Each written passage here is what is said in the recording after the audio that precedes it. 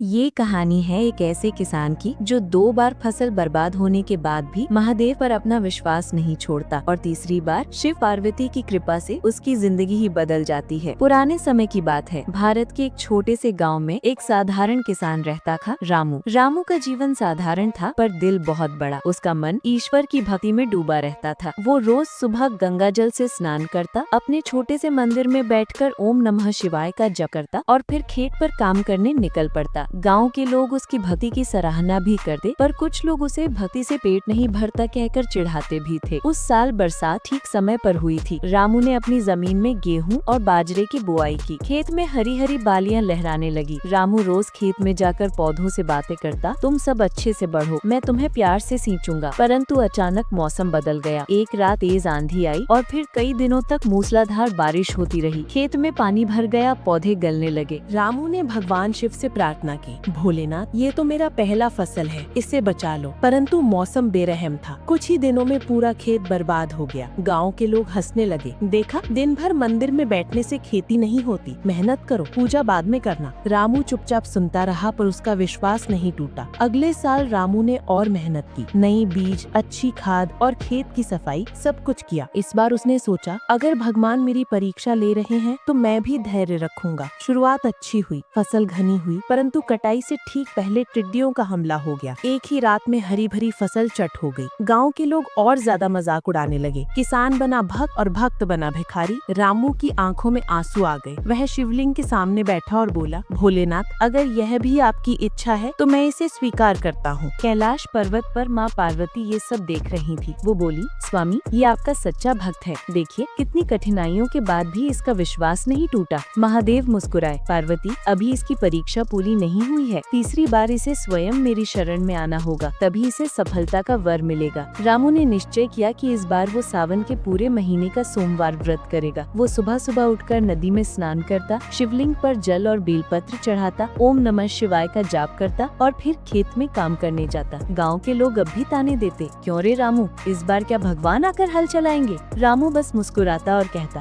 भगवान नहीं आएंगे, लेकिन उनका आशीर्वाद आएगा। व्रत के अंतिम सोमवार की रात रामू को सपना आया। वो देखता है कि एक साधु उसके खेत में खड़ा है और कह रहा है, बेटा, कल सुबह सबसे पहले खेत में जाओ और जो भी दिखाई दे उसे स्वीकार करो। सुबह रामू खेत पहुंचा। रात को हल्की बारिश हुई थी, मिट्टी नर्म थी और पौधों में नई जान आ गई थी। दिन ब दिन फसल घनी होती गई। कटाई के समय फसल इतनी अच्छी हुई कि गाँव के सबसे बड़े किसानों से भी ज्यादा अनाज रामू के घर आ रहा। जब रामू अनाज का ढेर गाँव के चौपाल में लाया तो सब हैरान रह गए। एक बुजुर्ग ने पूछा, रामू, तेरा राज क्या है? रामू मुस्कुराया, राज बस इतना है कि विश्वास कभी मत छोड़ो। मेहनत और भक्ति दोनों साथ चले तो असंभव भी संभव हो जाता है। उस दिन के बाद गांव में कोई भी उसकी भक्ति का मजाक नहीं उड़ाता था, बल्कि लोग उससे व्रत और पूजा का तरीका सीखने लगे। कैलाश पर्वत पर माँ पार्वती ने प्रसन्न होकर महादेव से कहा, देखा स्वामी, आपकी परीक्षा पास कर ली इसने, अब इसे आपका आशीर्वाद मिला। महादेव ने उत्तर दिया, पार्वती, जिसने विश्वास नहीं छोड़ा उसे मैं कभी खाली हाथ नहीं लौटाता। रामू की कहानी गांव-गांव में फैल गई और वो जीवन भर लोगों को यही सिखाता रहा, विश्वास और कर्म दोनों साथ हों तो ही सच्ची सफलता मिलती है। हर हर महादेव।